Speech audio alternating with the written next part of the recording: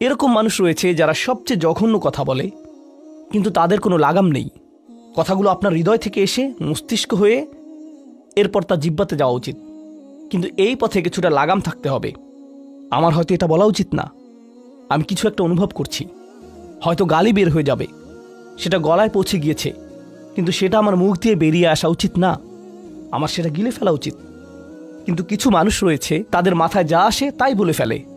কারোর সাথে আপনার 6 মাস পরে দেখা হলো কোনো একটা পার্টিতে, ঈদের সময় অথবা অন্য কোথাও, হে আসসালামু আলাইকুম, আপনি তো মোটা হয়ে গেছেন, সবার সামনেই। এটা কেমন কথা? আপনি এটা মনে মনে আনতে পারেন আর নিজের মনে মনে মাশা আল্লাহ বলতে পারেন, কিন্তু সবার সামনে কেন আপনাকে এই কথা বলতে হবে? হেই, তুমি তো কয়েক বছর আগে পড়ালেখা ছেড়ে দিয়েছিলে, এখনো পাশ করনি, এখনো ফেল অবস্থাতেই আছো। মানুষ আপনাকে এরকম কথা বলে আর এটা আপনাকে রাগান্বিত করে। এই অবস্থায় কি করবেন? আল্লাহ বলেছেন এটা আপনার মনের বিনয় প্রকাশের অংশ। এভাবেই আল্লাহ আমাদের বিনয় যাচাই করবেন। আর প্রসঙ্গক্রমে তারাই হয়ে থাকে আমাদের সবচেয়ে কাছের মানুষ, যার অর্থ আপনি এই ধরনের পরিস্থিতিতে বারবার বারবার বারবার পড়বেন। কিভাবে এটা থেকে বেরিয়ে আসবেন? আল্লাহ বলছেন ওয়াইদা খাতাবাহুমুল জাহিলুনা ক্বালু সালামা। এটা দিয়ে কতিপয় জিনিস বোঝায়। আমি এখানে সেই কয়েকটি শিক্ষা নিয়ে আলোচনা করব। যখন এমনটা ঘটবে আপনার তাৎক্ষণিক প্রতিক্রিয়া হবে শান্তি, ক্বালু সালামা। এটা দ্বারা বিদায়ও বোঝাতে পারে। আপনি বলবেন সালাম, আমি আর এই আলোচনা চালিয়ে যেতে চাই না, আমি সম্মানজনকভাবে আপনাকে বিদায় জানাবো। ও দাঁড়ান, আমার তো একটা মিটিং আছে।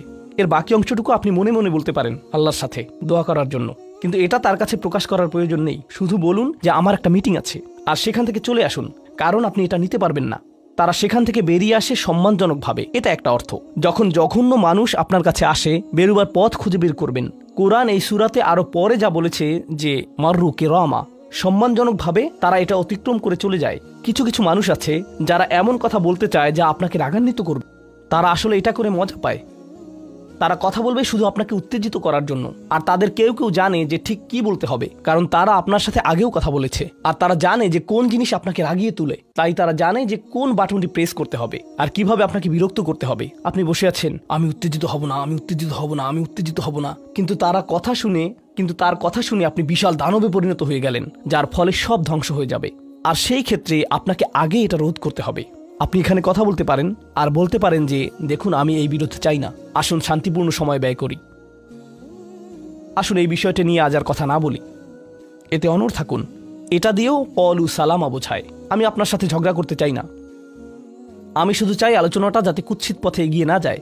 কখনো কখনো আমরা ভদ্রতা দেখাই, আর সেই সুযোগে মানুষ আমাদেরকে অসম্মানজনক কথা বলতে থাকে, এবং আত্মবিশ্বাসের সাথে মানুষকে জানিয়ে দিবেন যে তাদেরকে থামতে হবে, তারা সীমা ছাড়িয়ে যাচ্ছে। এটা সঠিক নয়, এমনটা করা সম্মানহীনতা নয়, শিষ্টাচার বহির্ভূত নয়। আপনি নিজের জন্য রুখে দাঁড়াতে পারেন, কিন্তু এটা শুধু মর্যাদাপূর্ণ উপায়ই করতে হবে, এমনভাবে যা শান্তিপূর্ণ। এছাড়াও সালামা শব্দটিকে অনেকেই অবস্থা হিসেবেও দেখেছেন। অন্য কথায়, যখন তারা জবাব দেয় তারা পরিপূর্ণ শান্তিপূর্ণ অবস্থায় থাকে, এটা ভিন্ন একটা অর্থ। যখন জঘন্য মানুষেরা আপনার সাথে কথা বলে, তারা আপনাকে বিরক্ত করে, তারা রাগান্বিত করে, তারা মিথ্যার পর মিথ্যা, মিথ্যার পর মিথ্যা, মিথ্যার পর মিথ্যা বলে, আর আপনাকে সেখানে বসে এটা শুনতে হয় যেন এটা সত্য। আর তারা এটা অন্য মানুষের সামনে বলে, আর আপনি কোনো কারণ ছাড়াই ঝামেলায় পড়ে যান। যখন আপনি জবাব দেন, আপনার জবাব যাই হোক, জবাবটা শান্ত হওয়াটাই উত্তম। যখন জবাব দিবেন, আপনাকে শান্ত এবং পরিশীলিত হতে হবে। এটাই ক্বালু সালামা। আর যারা জীবনে এটা ধারণ করতে পারে, তারা আল্লাহর কাছে বিশেষ মানুষ, ইবাদুর রহমান। অন্য কথায়, এই অনুপ্রেরণাটিকে আমাদের মনে রাখতে হবে। সেই রকম সময়ে যেই ব্যক্তির সাথে আপনি কথা বলছেন সে এর যোগ্য না, বরং সে হয়তো চপটাঘাত পাওয়ার যোগ্য।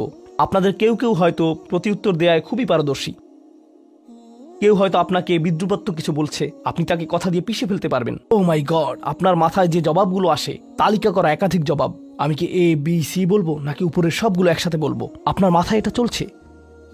আর সেই মুহূর্তে যখন আপনি বিরত হওয়ার সিদ্ধান্ত নেন, কঠিনভাবে না বলার, প্রতিক্রিয়া না দেখানোর, শান্ত থাকার সেই শক্তি অর্জনের জন্য আপনার আর আমার অনুপ্রেরণা যা হবে তা হলো, আমি ইবাদুর রহমানের মধ্যে সামিল হতে চাই।